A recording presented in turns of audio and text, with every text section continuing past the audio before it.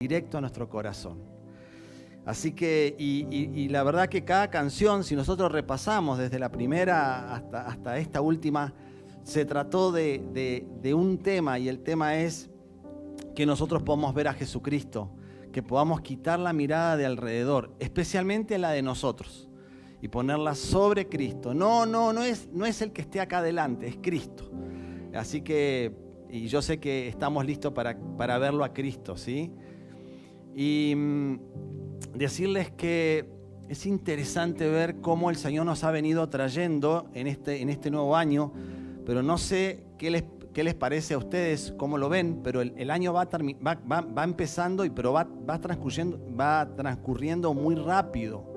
O sea, es como que necesitamos aprovechar bien el tiempo, porque va rápido, ¿no? No estamos para perderlo, estamos para poder redimirlo. Y el Señor dice en su palabra, dice, aprovechando bien el tiempo, porque los días son malos.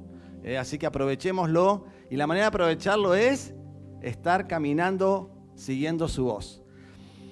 Es interesante ver cómo empezamos este año, y empezamos con una serie que se llamó Hacia Adelante. ¿Se llamó? Hacia Adelante. Y yo creo que después de haber terminado el 31 y habernos levantado el primero, ¿sí? Y uno dice, ¿y ahora qué hacemos? ¿Otra vez enero? Sí, lo veíamos allá lejos, a diciembre, y bueno, vamos otra vez. Pero qué hermoso que llegamos ese domingo y el Señor nos tenía un mensaje, ¿no? Y fue el primer título de la serie de este año fue Hacia Adelante. Y eso a mí, la verdad que me motivó, ¿no? Porque uno dice, ¿y cómo? El Señor dijo, hacia adelante. Y la verdad que todo ese mes estuvimos viendo cómo el Señor nos preparaba para ir hacia adelante. Él desea que vos vayas hacia adelante. Él quiere que vayas hacia adelante. Él busca una iglesia que avance y vaya hacia adelante. La iglesia de Jesucristo se mueve hacia adelante permanentemente. Una característica de la iglesia de Jesucristo es que va hacia adelante. Ahora, si vos sentís que que vas hacia adelante, pero que las cosas no están saliendo, o que por ahí me siento que no voy tan hacia adelante, es porque realmente no estás caminando en esa iglesia que es la iglesia que va hacia adelante, la iglesia de Jesucristo. Ahora, me gustó porque cuando terminamos la primera serie de enero, lo siguió lo que dijo recién Micael, que fue anclados. Y anclado fue algo que me llamó la atención y a mí me hizo revisar dónde había puesto yo mis anclas. Algunas de ellas las tuve que cambiar. No sé qué te pasó a vos, pero yo tuve que revisar anclas. Y sutilmente vi que alguna del ancla que yo tenía puesto y había puesto no era lo que el Señor decía que era roca, aunque yo creía que sí.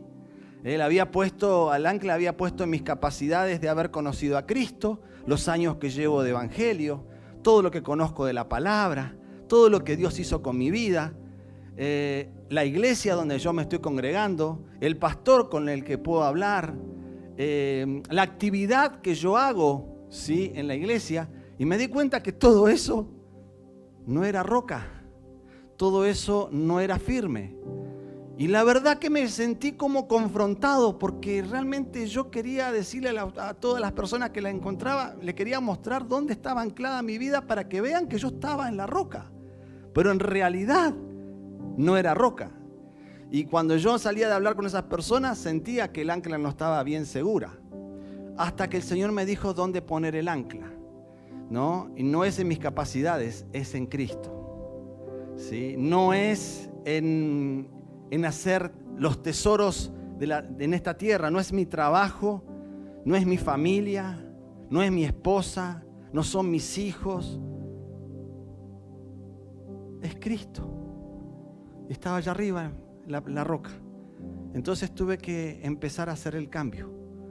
Y yo le agradezco al Señor, porque no sé cómo empezaste o cómo terminaste esta semana. Tal vez entraste en una tormenta.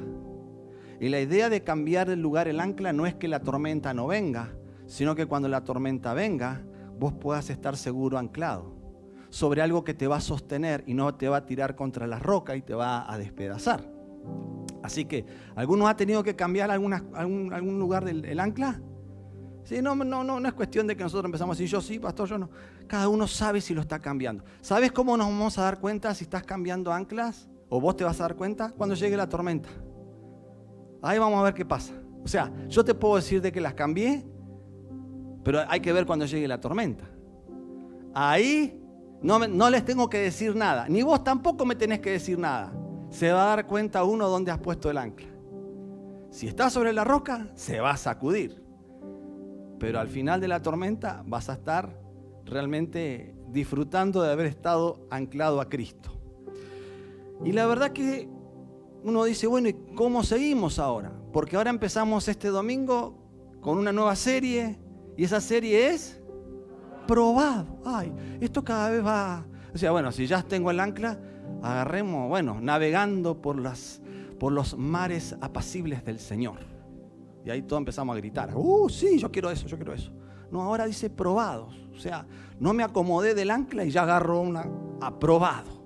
Y realmente es algo interesante esto de probado, porque una de las cosas que estaba comentándonos Micael, es que realmente tenemos que darnos cuenta que todo cristiano va a ser probado. Y que realmente eso es una de las características. Y que realmente es bueno que seamos probados. Por eso vamos a entrar. Yo voy a abrir la serie, ¿sí? Hablando de lo que va a ser hoy. Lo voy a desarrollar en un libro muy especial, muy práctico, que es el libro de Santiago.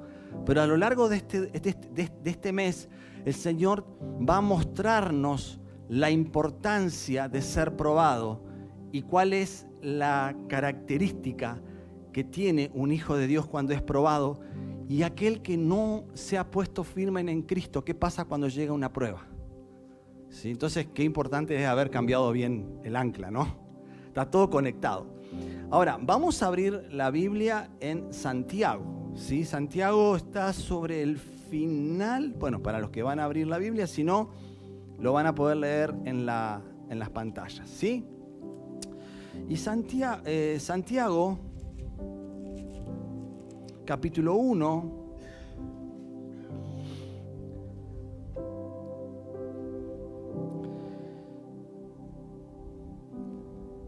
dice así, voy a leer solo el primer versículo y lo voy a leer en la Reina Valera, y dice así: Santiago, siervo de Dios y del Señor Jesucristo, a las 12 tribus que están en la dispersión, salud.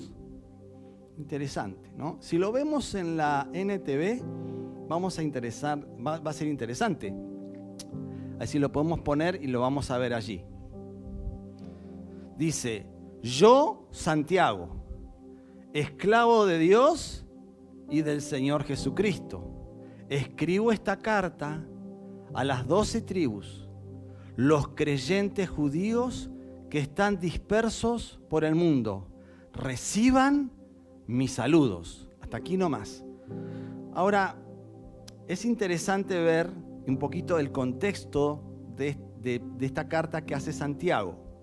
Primero, sabemos que el autor es Santiago. ¿Y quién era Santiago? Según los eruditos que han podido estudiar y tener revelación del Señor, Santiago era el hermano menor del Señor Jesús. Interesante, ¿no? Y miren, qué bueno cómo él se presenta.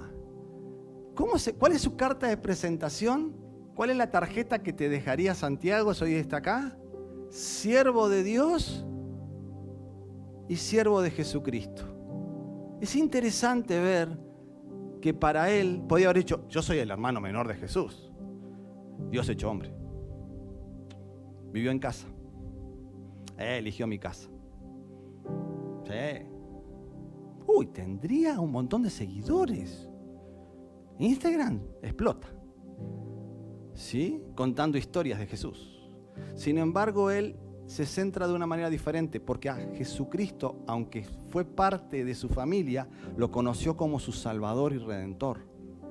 Entonces, viéndolo como su Salvador, que murió por él en la cruz, que era Dios hecho hombre, él ocupa el lugar que quiere ocupar: siervo de Dios y siervo del Señor Jesucristo. Esto está hablando de alguien que estaba totalmente rendido a un amo que lo había comprado en una cruz, que había pagado por él con sangre, que había ocupado su lugar como cantábamos recién, ¿no? Que había puesto su vida, que había ocupado su lugar de condenación y que había resucitado con poder. Ahora, este título y esta manera que Santiago puede presentarse es algo que es llamado para que todos seamos así. Todos debemos ser aquellos que hemos recibido a Cristo. Debemos tener un corazón que cada vez que alguien nos pregunta, bueno, contame quién sos vos. Y le tengo que contar todo lo que hago en la iglesia para que vean lo importante que soy, ¿no? Como Santiago, no. Siervo de Dios y siervo de Jesucristo. Estoy totalmente rendido a Él, a lo que Él quiera, cuando Él quiera, donde Él quiera, cuando Él quiera, donde Él quiera. Porque lo conocí como mi Redentor. De hecho, yo antes tenía un Señor que no me daba a elegir. Ahora este que me libertó, yo mismo me hago esclavo. Él no me hace esclavo. No me pide, no me obliga. El otro me obligaba. Yo estaba preso. Es que Él murió por mí, rompió esas cadenas y me dejó libre. Y me dijo, pues, y ahora yo te digo que seguime, pero no te obligo. Y yo ahora me transformé en un siervo. ¿Saben por qué? Porque un siervo, un esclavo, no le da sugerencia al amo. Imagínate que venga el amo y le digo, amo, te voy a decir algo, te voy a dar un consejo. En el tiempo de Jesús lo mataban. ¿Sí? El siervo o el esclavo estaba listo para mirar al amo. Ya cuando tenía mucho tiempo de estar en la casa del amo, ya sabía lo que quería el amo. Es que a las 10 toma el mate, sin azúcar, con un poquito de miel. No sé si tomaría mate, pero suponete que seguro que sí. Y va a las 10 y ya le tiene listo el mate. Pero no se lo mostraba, sí se lo pedía. Él quería agradar a su amo. Y en el tiempo de Jesús, un siervo era comprado por el amo. Pero había un tiempo al año en que cada año se daba la posibilidad en el pueblo judío de que el amo, sí o sí por ley, tenía que despedir a su siervo, darle la posibilidad de irse a su casa. Pero ¿saben qué pasaba? A veces el amo era un amo tan bueno que el esclavo decía, elijo seguir quedándome, porque como usted me trata a mí y donde yo estoy acá, estoy mejor que cualquier otro lugar y no sé qué hacer si voy a otro lugar. Yo me quedo. Yo elijo quedarme. Yo elijo ser su siervo. Yo elijo ser su esclavo porque sé quién es usted. Ahora, cuando nosotros no elegimos ser su siervo, es porque todavía no sabemos quién es Cristo.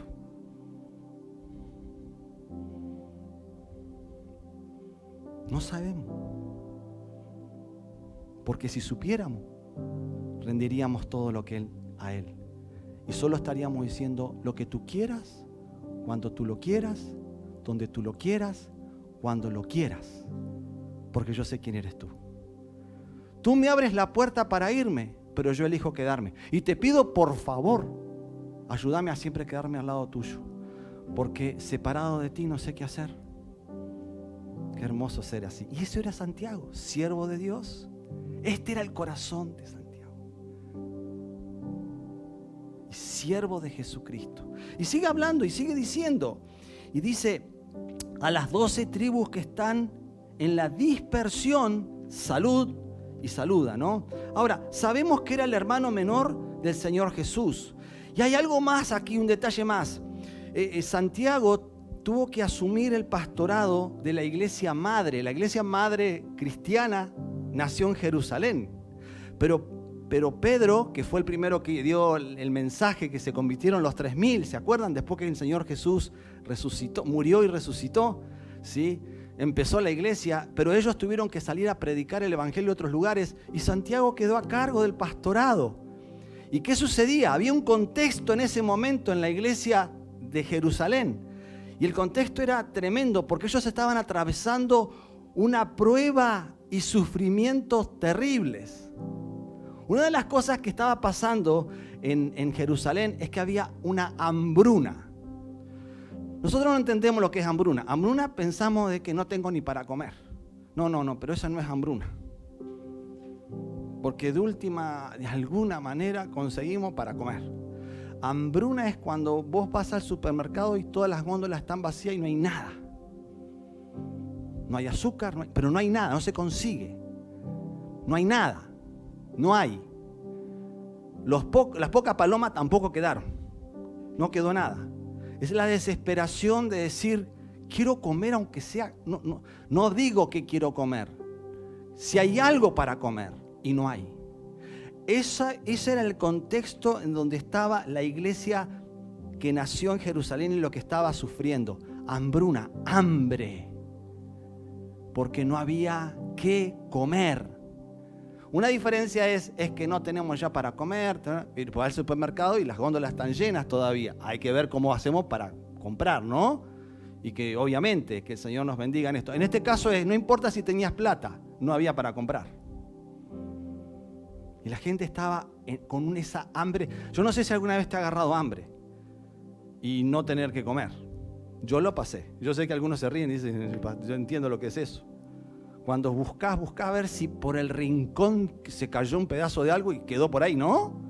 ¿No es cierto? Y lo buscamos, no lo encontramos. Y dice, pero no cayó nada. ¿Sí? No quedó nada. Estaba con hambruna. Ahora, otra cosa que estaba pasando en ese momento, había pobreza extrema, obviamente. Hambruna y pobreza van de la mano. Y estaban con una pobreza extrema. Pero no solamente eso, sino que había persecución a los cristianos por parte de los religiosos judíos. A tal punto que muchos cristianos tuvieron que escapar de Jerusalén porque si no iban a ser muertos. Iban a ser asesinados. Por eso dice, si lo ves en la NTV, el verso 1, al final, cómo les escribe. Y dice, a las 12 tribus, a los creyentes judíos que están dispersos, le está hablando a aquellos que tuvieron que salir corriendo de ese lugar, escapando, que tuvieron que dejar sus casas, tuvieron que dejar sus pertenencias para salvar sus vidas. Ese era el contexto donde estaba pasando la iglesia de Jerusalén. Y frente a ese contexto, Santiago va a hacer algo. En medio de todas estas dificultades, Santiago está animándolos. Y uno dice, ¿animándolos de qué? O sea, si esto está tremendo. Ya con la primera que tengamos, si la primera que tenemos de esta, la hambruna, no sé cuántos de nosotros estaríamos alabando al Señor. ¿No? Sin embargo, acá vemos que está animándolos. ¿A qué? ¿Y saben a qué está animándolos? Quiero que prestes atención. Está animándolos a vivir una fe práctica en medio del sufrimiento. A vivir una fe práctica en medio del sufrimiento.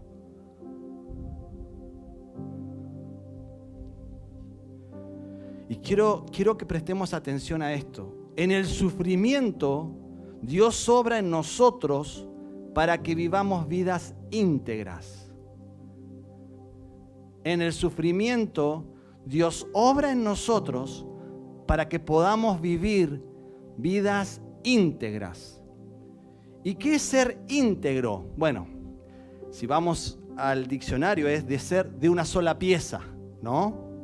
Pero hoy quiero, el Señor hoy nos quiere hablar qué realmente es ser alguien íntegro. Y quiero que prestes atención, que lo que decimos coincide con lo que hacemos. Que lo que decimos coincide lo que hacemos.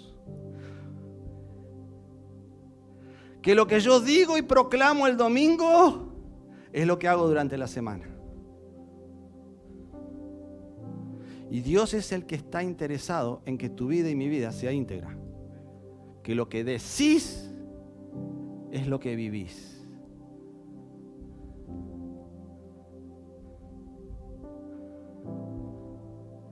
quiere buscar vidas que sean completas. Que ames a Dios íntegramente para que puedas amar a tu prójimo íntegramente. Porque la medida de tu amor a Dios se refleja en la medida que vos amás a tu prójimo. En la iglesia se puede manifestar cómo yo amo a Dios y cómo se manifiesta, cómo me puedo dar cuenta yo y cómo estoy amando a vos como hermano. Cómo estoy involucrado, cómo para mí vos sos alguien a quien el Señor me hace responder por un amor que nos unió, porque yo amo, si yo lo amo a Él. De la misma intensidad voy a terminar amando a mi hermano. ¿Cuál es la intensidad con la que amás a tus hermanos? Y amor no es algo ficticio o es algo en el aire, son acciones.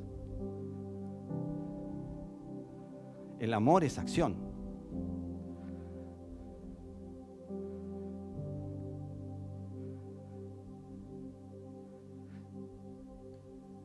Si yo le digo a mi esposa, te amo, ¿vos podrías sacarme estas cosas? Sí. No te la voy a sacar, pero acordate que te amo. ¿Sí? ¿Podrías ayudarme con el patio que tengo que ordenarlo? No, pero acordate que te amo, yo sí te amo, y me voy. En la tercera creo que me queda la cabeza un poquito de... ¿no? Por ahí capaz que me dice, basta decirme que me amás, porque yo voy a saber, vos me mostrás cuando me amás, cuando decís sí mi amor y te pones al lado mío y lo hacemos juntos. Porque amar significa dejar mi agenda para tener la agenda del otro. Porque un siervo es alguien que hace lo que Dios pide, cuando Él lo pide, no importa lo que pida. Entonces estamos hablando de siervos. Estamos hablando de personas que aprendieron a amar a Dios, pero también aman a sus hermanos. No puedo decir, yo amo a Dios, pero con la iglesia no quiero saber nada. Es una mentira más grande que una casa. ¿Cómo no vas a amar lo que Dios ama? ¿Cómo no vas a amar donde Dios está? ¿Cómo no vas a amar la presencia del Espíritu Santo que mora dentro de cada uno de ellos? Esto es algo muy bueno, ¿no? Las dificultades son oportunidades, el sufrimiento son oportunidades para que Dios pueda hacernos consistentes e íntegros. Que lo que decimos es lo que hacemos. Que lo que le digo a Dios durante un servicio de adoración es lo que yo voy a hacer durante la semana. Y qué hermoso cuando logramos hacer eso. Qué hermoso cuando las dos cosas coinciden. Qué diferente que es vivir una vida cristiana así. Entonces, la pregunta es, en este mes, ¿estás listo para ser desafiado? Pregunto. ¿Estás listo para ser confrontado? ¿Estás listo para ser sopapeado? Porque nos va a sopapear. Y ese sopapeo es interesante porque me va a hacer íntegro. Bienvenido a los sopapeos. Amén, dijo uno. Ahí nadie dijo nada. Mirá que el que te va a sopapear te ama mucho. O sea que no te va a sopapear porque te quiere destruir. Te va a sopapear porque te quiere íntegro. Porque en esa integridad vos lo vas a poder adorar en espíritu y en verdad. Y Él se manifestará. Amén. Fui a una iglesia donde me dijeron que me van a sopapear. Somos los únicos, así que ahí vamos. No sé si somos los únicos, no digo eso, pero ¿sí? Y sopapeado saliste este domingo. Aleluya, gracias Señor. Ahí voy. Me duele todo, pero voy a ser íntegro. ¿Cuántos dicen amén? Muy bien, yo digo amén con ustedes. Yo digo amén, yo quiero ser íntegro. Yo reconozco que muchas veces esa cuestión de integridad de lo que digo y lo que hago a veces no coincide demasiado, pero Dios se está encargando de eso. ¿Sí? Ahora, vamos al verso 2 de Santiago. Vamos a leer solamente 4 versículos, ¿sí? Y dice así, dice, hermanos míos, Reina Valera, tened por sumo gozo, ahora entiendo por qué me tengo que gozar. Antes nunca no entendí esto que me tenía que gozar. Ahora entiendo por qué. Tened por sumo gozo cuando os halléis en diversas pruebas.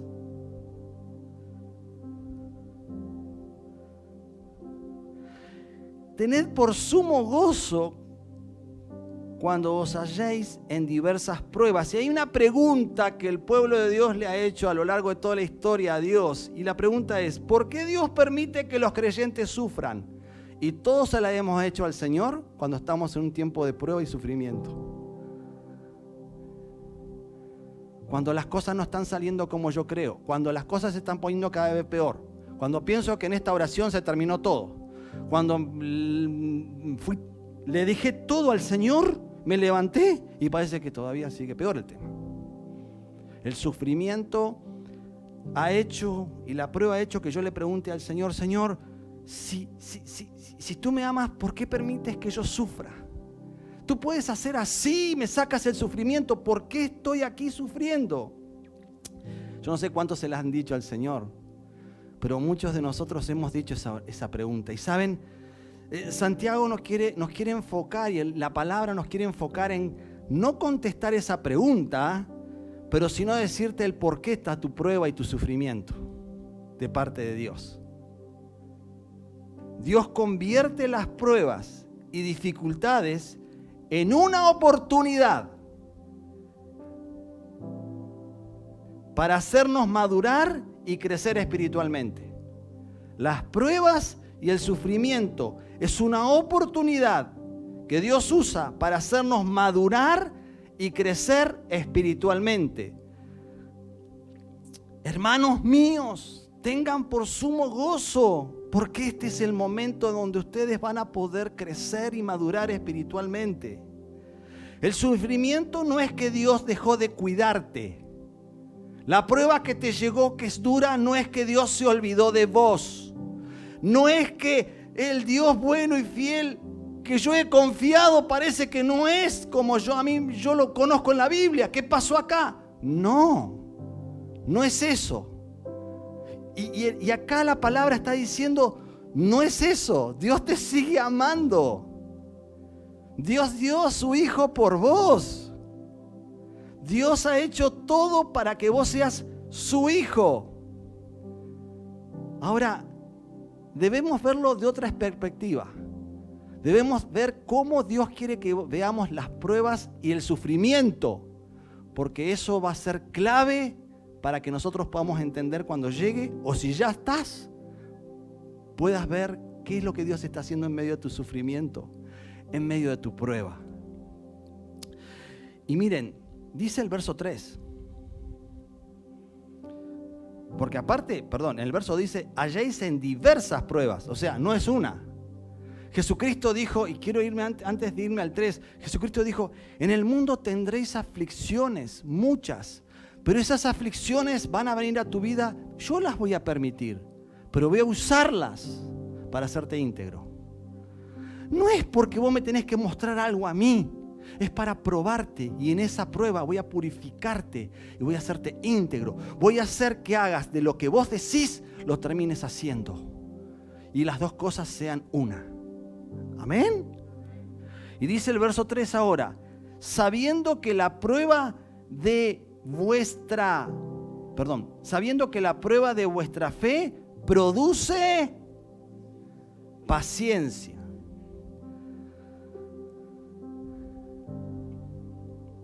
La prueba refina nuestra fe. El sufrimiento refina nuestra fe. Ahora entiendo, Padre, por qué será que tus discípulos que estuvieron siguiéndote, luego que tu Hijo se fue al cielo, pasaron por diversas pruebas. Porque tú quisiste refinarles su fe. ¿Y saben? Hay una forma que el oro se le puede sacar las impurezas para que el oro pueda ser realmente valioso, y es a través de fuego.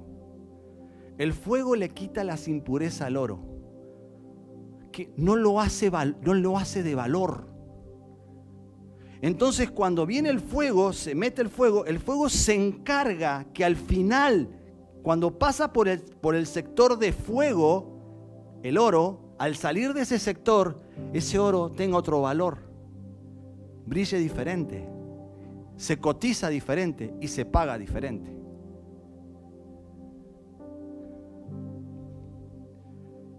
Y nuestra fe, acá dice, si la prueba de vuestra fe, esa fe tiene que ser refinada. Esa fe hay que sacarle impurezas. Esa fe hay que llevarla a otro nivel. Y Dios quiere hacer eso con nuestras vidas. Eso es lo que quiere hacer. Y miren, vamos a ver 1 Pedro 1. Vamos a leer del 3 al 9. Quiero que veas en la pantalla algo interesante. Y justamente está ahí nomás. Está a una hoja de dar vuelta, ¿no? Porque después Santiago viene 1 Pedro, dice así: que toda la alabanza sea para Dios, el Padre de nuestro Señor Jesucristo. Es por su gran misericordia que hemos nacido de nuevo, porque Dios levantó a Jesucristo de los muertos. Ahora vivimos con gran expectativa. Y sigue diciendo, ¿no? Dice, y tenemos una herencia que no tiene precio. ¡Wow! Todas las herencias en esta tierra tienen un precio. Sí, pueden ser 1 millón, 20 millones, billones, pero esta no tiene precio. Una herencia que está reservada en el cielo para ustedes, pura y sin mancha, que no puede cambiar. Esto está tremendo. ¿Ni qué? Ni deteriorarse. Y sigue diciendo, por la fe que tienen, Dios los protege con su poder hasta que reciban esta salvación, la cual está lista para ser revelada en el día final, a fin de que todos la vean. Y sigue diciendo, dice, así que alégrense de verdad.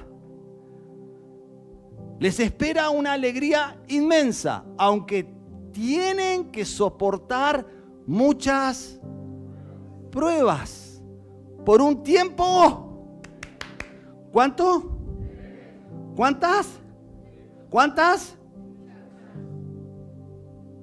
¿El tiempo? Son muchas pruebas, pero el tiempo es breve. Pero en ese tiempo, Dios hace algo con tu fe. No te va a dejar.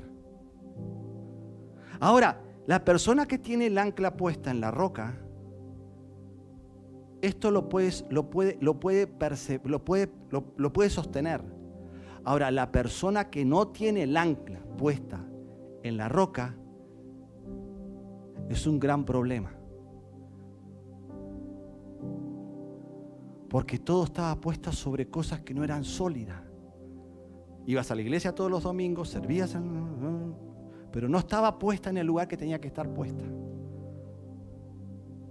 Y dice, a ver, ¿llegamos hasta el final o hay algo más? Estas pruebas demostrarán que su fe es auténtica. ¿Esta prueba qué hace? Demuestran que su fe es auténtica. Su fe es auténtica. ¿Cuándo sé que mi fe es auténtica? ¿Cuándo sé que alguien tiene una fe auténtica? Cuando está pasando una prueba difícil o un sufrimiento. Porque esa prueba, esa fe, no solamente que demuestra que es auténtica, sino que cobra mucho más, se agarra más a Cristo. Está siendo probada de la misma manera que el fuego prueba y purifica el oro. Aunque la fe de ustedes es mucho más precioso que el mismo oro. Entonces su fe, al permanecer firme en tantas pruebas, les traerá mucha alabanza, gloria y honra en el día que Jesucristo sea revelado a todo el mundo. Entonces estoy viendo las pruebas y sufrimiento de una manera diferente. Ya no voy a empezar a preguntarle al Señor por qué sufro, sino le voy a empezar a decir, Señor, ayúdame a pasar la prueba. Porque tú no me dejaste de amar aunque estoy sufriendo. No me dejaste de amar. Tú sigues siendo un Dios bueno conmigo.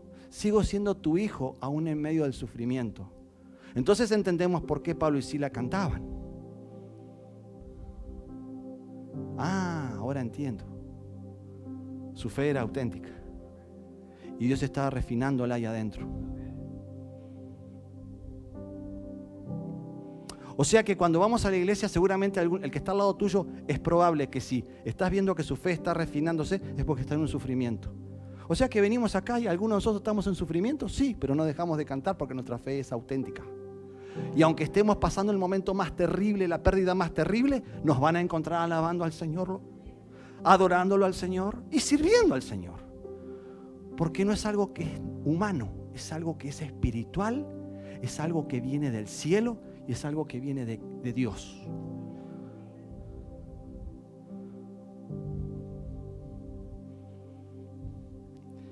Para el cristiano las pruebas es una oportunidad para crecer y nuestra fe sea purificada y produzca paciencia. Paciencia. Está interesante. Vamos a volver otra vez a Santiago. Porque dice, sabiendo que la prueba de vuestra fe produce paciencia. Interesante. Entonces uno dice paciencia. ¿Y qué es paciencia? Y uno podría decir, sí, pastor. Paciencia es la capacidad de soportar al que es difícil de soportar. Paciencia es tenerle paciencia al que tengo al lado, que a veces no soy, y ese me da paciencia y ahí lo agarro y ahí lo llevo. Paciencia es que en vez de decirle algo, le digo Dios te bendiga. Sí, puede ser eso. Sí, de hecho es una característica de la paciencia. Pero también tenemos que ver que la paciencia habla de otra cosa. Y lo que está hablando es resistir o soportar a pesar del sufrimiento. Paciencia. Resistir o soportar a pesar del sufrimiento. Y quiero traer a los deportistas que puedan estar por aquí hoy, que somos todos deportistas. No vamos a dejar ninguno afuera, ¿eh? Todos somos deportistas acá. Hay un ejercicio que es ejercicio de resistencia. Y el ejercicio de resistencia tiene algo. Rompe el músculo. Por eso nos duele tanto cuando llegamos a la casa. Cada vez que voy a jugar al pádel, no puedo, se me cae algo y tengo que pedirle a alguien que me lo levante porque no puedo agacharme. ¿Sí? Los músculos literalmente se rompen, pero al mismo tiempo producen resistencia para que sea más fuerte. Es interesante. Resistencia. Paciencia. Resistir o soportar a pesar del sufrimiento. Y un cristiano que no pasa por pruebas y sufrimiento, ¿qué no tiene? Paciencia. Fundamental para que vos seas un cristiano fuerte en Cristo. Después de la prueba, veas eso. La prueba es en vez de alejarnos de Dios, cuando tenemos el ancla puesta en la roca. Porque uno dice, no, yo tuve muchas pruebas y dificultades, al final iba a la iglesia y al final no sabes todo lo que tuve que vivir, así que al final solté todo y no voy más a la iglesia. Nunca estuvo en la iglesia, pero nunca conoció a Cristo. Nunca puso su fe salvadora en Él. No puso la ancla correctamente. Pero para el cristiano que tiene puesta el ancla en Cristo, la prueba del sufrimiento, en vez de alejarnos, produce resistencia, fidelidad a Jesucristo, esperanza y confianza. Algunos pueden estar en un sufrimiento o estar en una prueba que dura 1 año, 6 meses, 1 mes. Algunos tuvimos que pasar 6 años. Pero bendito sea el Señor, porque nunca nos alejó de Dios, sino que nos mantuvo cerca de Él, porque Él mismo produce que eso sea así y refinó nuestra fe. y nos hizo mejores. Mejor esposo, mejor esposa, mejor hermano, mejor hijo y sobre todo nos hace íntegro. Terminamos en una acción que lo que digo, ahora lo estoy viviendo.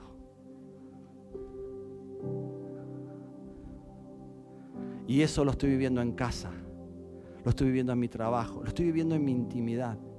Yo antes oraba de una manera, después de ser refinado, oro de otra. Yo antes tenía una visión de lo que es ser siervo y servir al Señor, ahora tengo otra. Ahora esa fe ha pasado por el fuego, entonces ahora está refinada. Entonces una fe que se toma de una manera diferente a Cristo. Entonces cada vez que estoy en su presencia, puedo entender de que realmente estoy conversando con un Padre que me ama mucho. Porque de oída te había oído, Señor, aunque estuve predicando. Pero la prueba y el sufrimiento hacen que mis ojos te puedan ver. Amén. Las pruebas nos purifican y nos llevan a tener resistencia. Y miren lo que dice, ¿no? Porque voy a arrancar del 3 para ir al 4, del versículo de Santiago 1, ¿no? Dice así: sabiendo que la prueba de vuestra fe produce paciencia. Y termina, dice acá: mas tenga la paciencia su obra completa.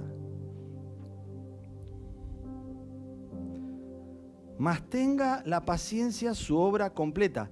¿Quiénes accede en medio del sufrimiento a que Dios produzca algo bueno? ¿Quiénes son los que logran que en medio del sufrimiento Dios termine produciendo algo bueno en nosotros?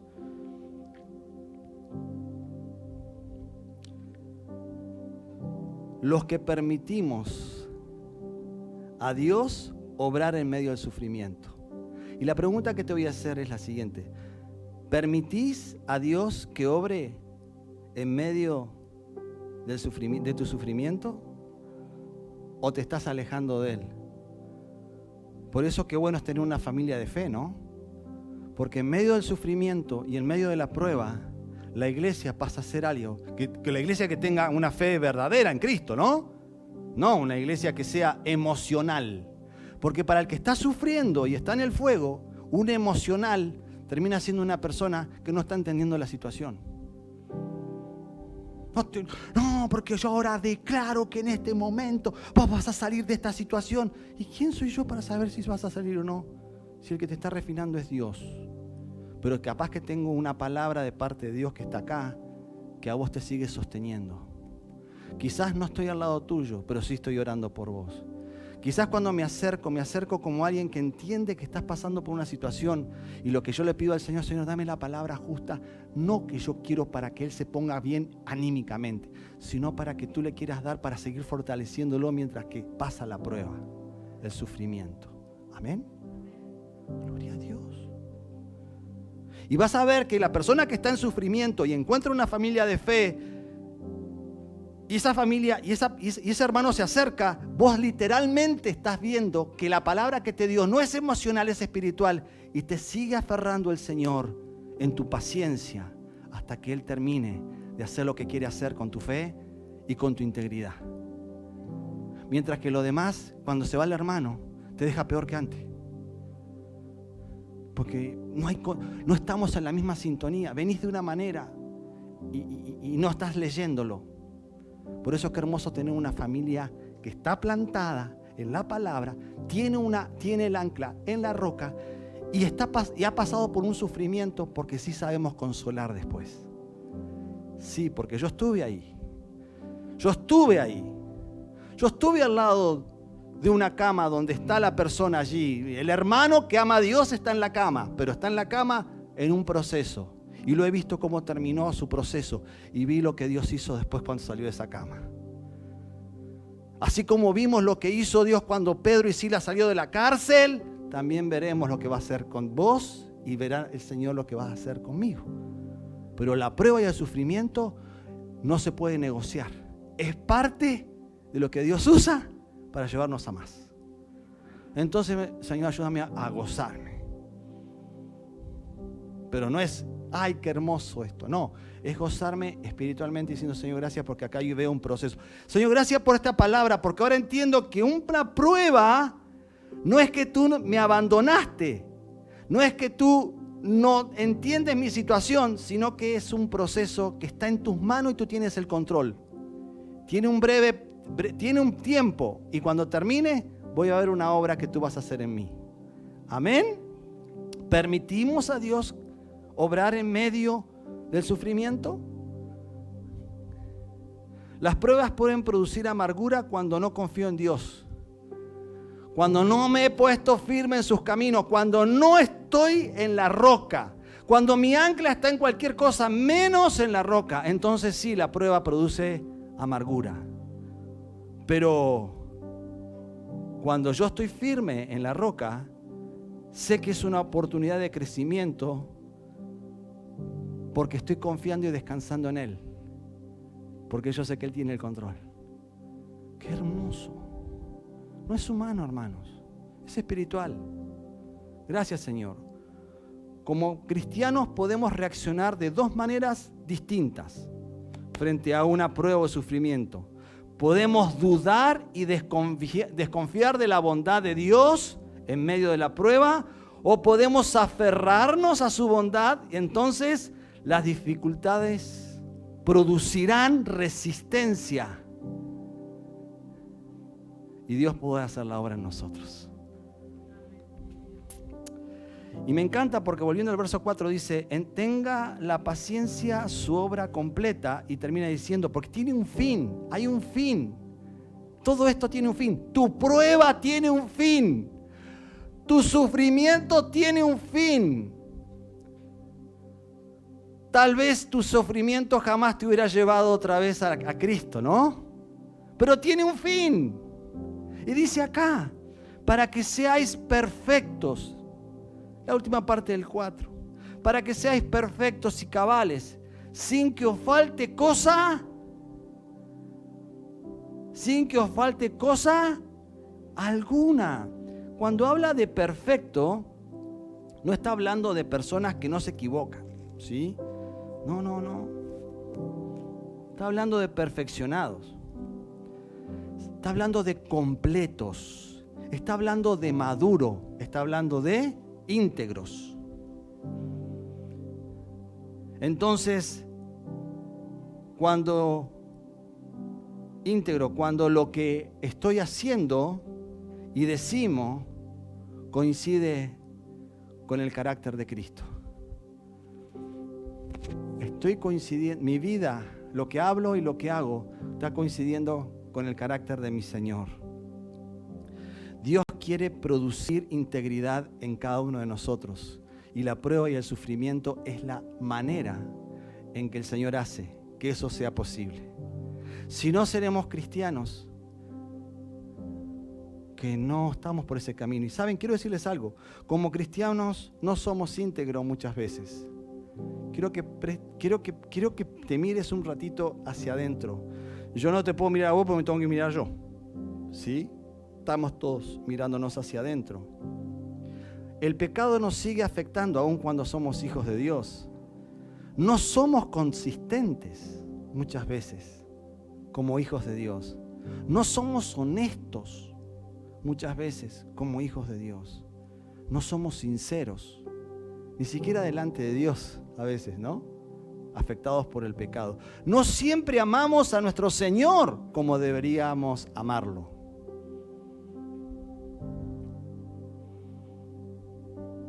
No siempre somos lo que decimos,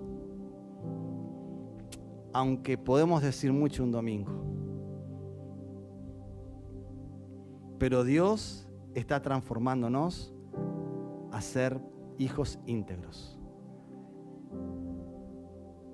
¿Estás pasando por una prueba o un sufrimiento? Dios te sigue amando, pero está haciendo un trabajo en vos, como lo hace en mí. Entonces vienen y dicen, no, yo no quiero saber nada con la iglesia porque vos los ves los domingos que están ahí, pero yo después los veo durante la semana. Y de verdad, nada que ver lo que hacen los domingos. Yo veo al que está en la iglesia la semana, pero también lo veo cuando estamos en el trabajo. La boquita que tiene. Oh. Pero lo veo bien agarrado del micrófono, diciendo: santo seas tú y somos santos también. Entonces el Señor está diciendo: yo te quiero hacer íntegro. Tengo que purificar tu fe. Es lo mejor que te va a pasar.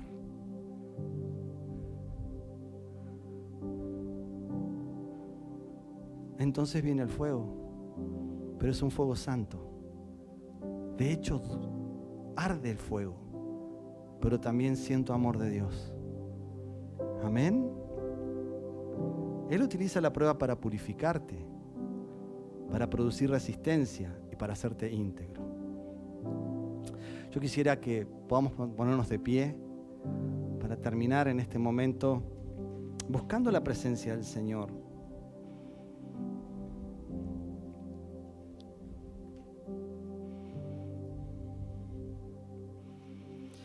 Dios usa el sufrimiento y la prueba para el buen propósito que Él tiene para vos. Dios tiene un buen propósito para vos. Sus planes para Él son de bien y no de mal, pero usa el sufrimiento y la prueba para que esos planes sean realidades en tu vida. Santiago y esta carta, estos 4 versículos, quiere que veamos lo bueno que es Dios en medio de una prueba, en medio de un sufrimiento. Y quiere obrar en nuestras vidas, y lo va a hacer a través del sufrimiento muchas veces. Es una de las formas que lo hace, ¿sí? Es una de las formas. ¿Sabes por qué? Porque nos ama. Yo quisiera que puedas hoy decirle al Señor con tus palabras: Señor, gracias porque quiero cambiar el punto de vista cuando llegue la prueba. No sentirme abandonado por ti. No sentir que tú eres un Dios que quizás ya te olvidaste de mí. No pensar que no eres el Dios que habla la Biblia, que puedo confiar, sino ver el punto de vista que tú tienes y decir: Señor, ayúdame a tener esa paciencia, pasar para que tú completes la obra en mí, para que mi vida sea una vida íntegra, para que mi fe sea purificada y para que yo sea consistente y lograr, Señor, que lo que yo diga lo termine viviendo, para que mi vida, Señor, coincida con la vida de tu Hijo Jesucristo.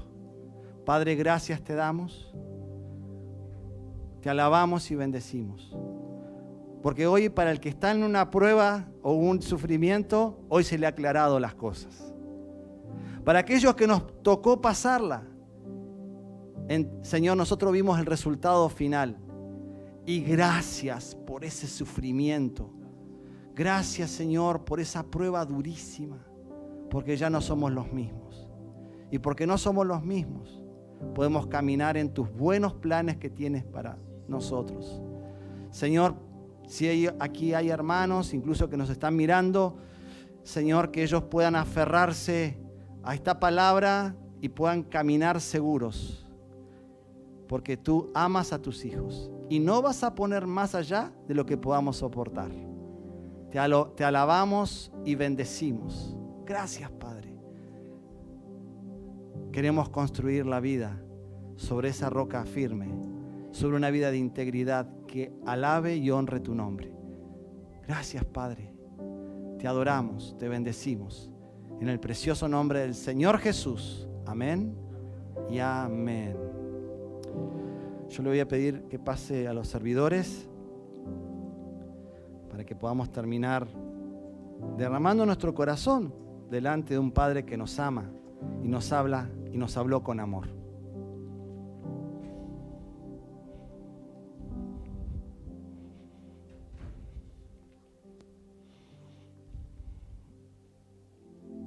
Gracias, Señor. Gracias por tu palabra. Gracias porque tu palabra nos transforma. Gracias porque tu palabra nos hace verte más a vos. Gracias, Señor. Hoy declaramos juntos como tus hijos, como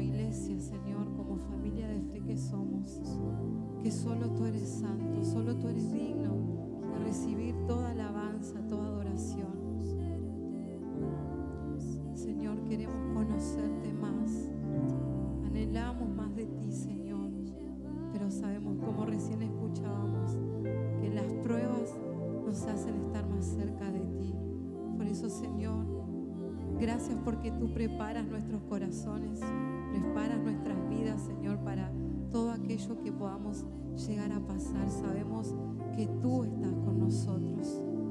Por eso hoy, Señor, rendimos nuestros corazones a ti. Abrimos nuestros corazones y declaramos que solo tú eres digno de recibir toda adoración, toda alabanza, porque no hay nadie más digno que tú, Señor. Como tú no hay nadie, Dios incomparable.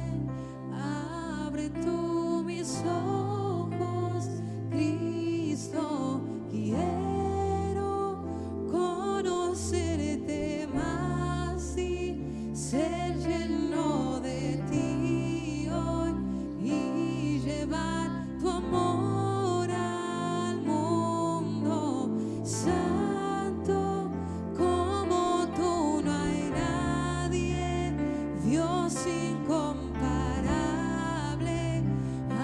Abre tú mis ojos, Cristo, quiero conocerte más y ser lleno de ti hoy y llevar tu amor.